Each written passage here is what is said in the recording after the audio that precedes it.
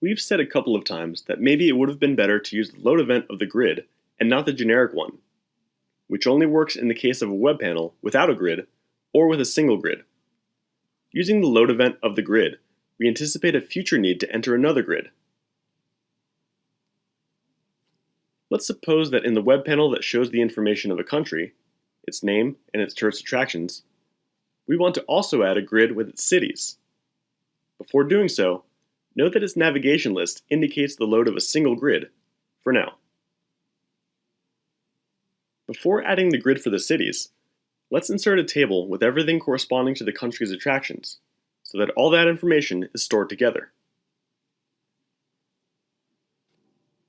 Next, let's insert another table for the city information.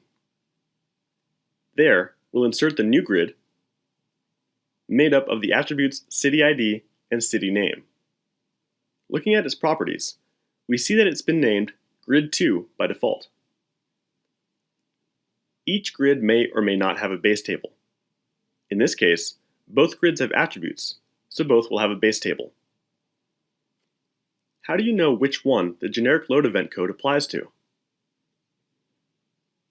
In fact, if we save, we see that the navigation list shows a warning error. It's showing the navigations that will have to be made to load each grid. And it's even understood that the formula to calculate the trips must belong to the grid 1 loading, but we're asked to specify this. And we'll do so.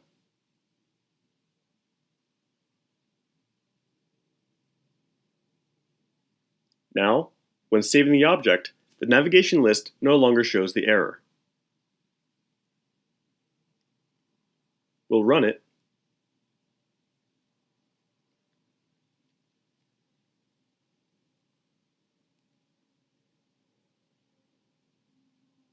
These are two independent navigations, but since both are related to the country received by parameter,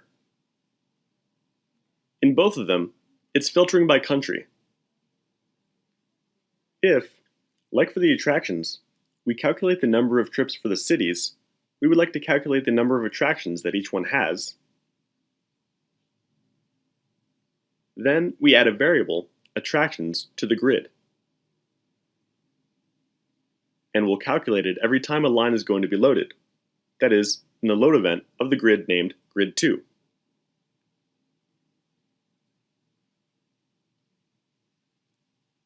Why is it not necessary to condition this formula to count only the attractions of the country and city? We run it. While generating, let's look at the navigation list. Within the load event that will be executed every time a record is found in the table of cities corresponding to the country received by parameter, the calculation of the count formula is triggered on attraction, filtering by country and city.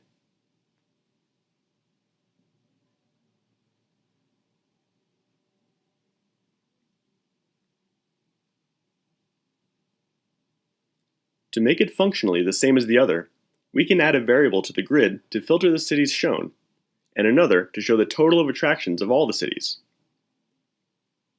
And we've done it here. Note that we place the filter in the grid conditions using the like operator. We did not indicate a base transaction and saw that Genexus discovered it on its own, but it's in our interest to do so. Alright, we had initialized the total trips variable in the generic refresh event. And now, we must also initialize the total attractions variable. But we have, in fact, 3 refresh events. The generic one, which is the one we've programmed for now, and we have a refresh of each grid.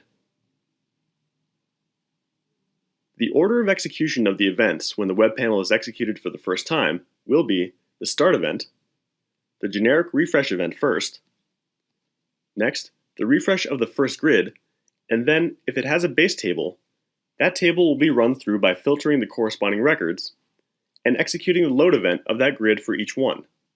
If it doesn't have a base table, then the load event of the grid is executed only once. And then the same with the refresh and load events of the second grid. In this example, the variables total trips and total attractions should be initialized in the refresh event of each grid and not in the generic one. The reason is that if later on we need to change the filter variables of a grid, we may refresh only that grid and not the rest of the screen. Then we would change our events in this way.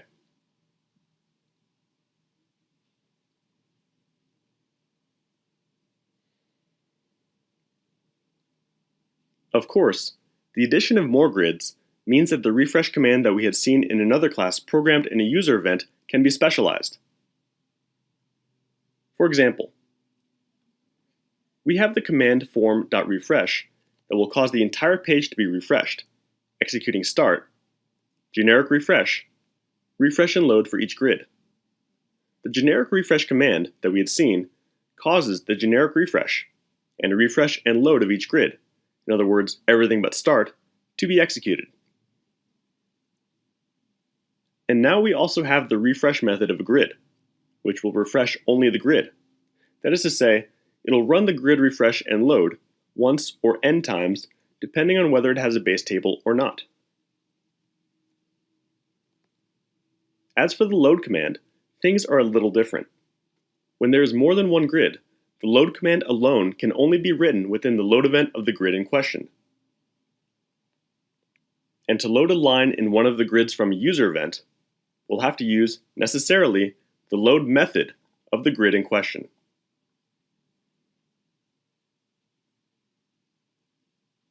Here we've only seen one example of parallel grids, but grids can also be nested, like for each commands. For example, if we wanted to show the selected country with the information we saw before, but in a related way, we implement it here.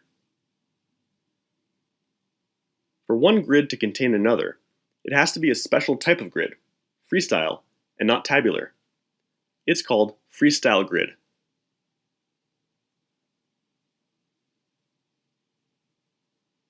This grid will run through the country-city table, and for each city found, it'll run the refresh and load of the second grid, the nested grid,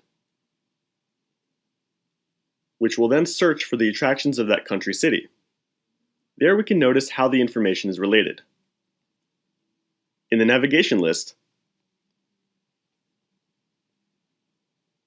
we see that grid 2, the cities one, is running through that table, country-city, filtering by the country received by parameter. Then, the load of grid 1, which corresponds to the attractions, is running through the attractions table, filtering by the country and the city in which it's positioned in each record of country-city. And that's why this @ sign here is displayed for city ID. If we run it,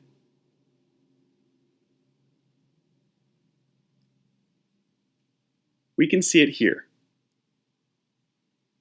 Paris and its two attractions, Nice and its attraction. There's much more to explore about this topic. Here, we'll only see this introduction.